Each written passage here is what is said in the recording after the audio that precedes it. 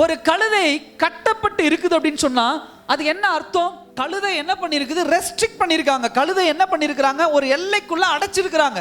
இவ்வளவு தூரம் அவ்வளவு தூரம் தான் கயிறு அப்படின்னு சொன்னா அந்த கயிறுக்கு மேல கழுதை என்ன பண்ண முடியாது, அந்த பக்கத்து இந்த பக்கத்து என்ன பண்ண முடியாது, போக முடியாது. ஒரு லிமிட், ஒரு எல்லை கோடு என்ன பண்ணிருக்காங்க, வைத்திருக்கிறாங்க. என் சகோதர சகோதரி, அந்த கழுதைக்கு பல திறமைகள் இருக்கலாம்.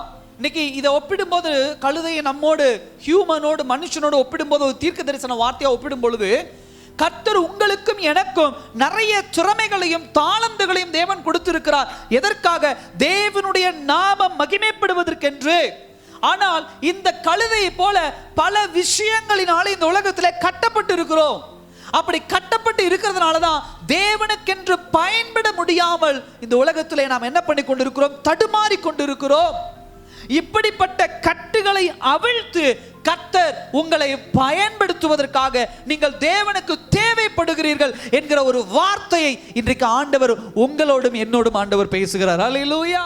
எதனால கட்டப்படுறோம் ஒரு மனுஷனாகிய நீங்களும் நானும்? முதலாவது காரியம் என்ன அப்படின்னு சொன்னா ஸ்பிரிச்சுவல் பாண்டேஜ். அதாவது ஒரு ஆவிக்குரிய ஒரு கட்டு. இன்னைக்கு பல பேருடைய வாழ்க்கையில பிசாசானவன் சுலபமாக ஜெயம் கொள்ளுகிற ஒரு விஷயம் இதுதான். சாபத்தினால பிசாசானவனோடு இருக்கக்கூடிய உடன்படிக்கை, அதே போல மூதாதையருடைய பாவங்கள் தொடர்ந்து ஒரு சந்ததியாக வருகிறது.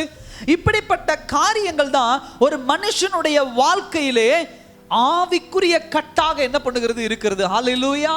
தேவன் உங்களுக்கென்று கொடுத்திருக்கிற திறமைகளையும் உங்களுக்கென்று கொடுத்திருக்கிற தாளந்துகளையும் மாம்சத்துல எவ்வளவு இருந்தாலும் சரி அது வெளியே வராம முதலாவது எங்க தடுக்கப்படுது அப்படின்னு சொன்னா ஆவிக்குரிய பாண்டேஜ், ஆவிக்குரிய கட்டு. ஜெபிக்க முடியல, வேதவசனம் வாசிக்க முடியல, மூதாதையருடைய சாபம், தாய் தகப்பன் சம்பாதித்து வைத்த சாபம், அதற்கு மேல ஆதாம் ஏவாள் வெளிவந்ததாக சாபம், பிசாசோடு கூட இருக்கக்கூடிய ஒரு உடன்படிக்கை, இப்படிப்பட்ட காரியங்கள் தேவனோடு கிட்ட நெருங்க விடாதபடி, தேவனுடைய நாமம் மகிமைப்படுவதற்கென்று ஒரு வாழ்க்கை வாழ முடியாதபடி ஒரே இடத்துல கட்டப்பட்டு கிடக்கிறோம்.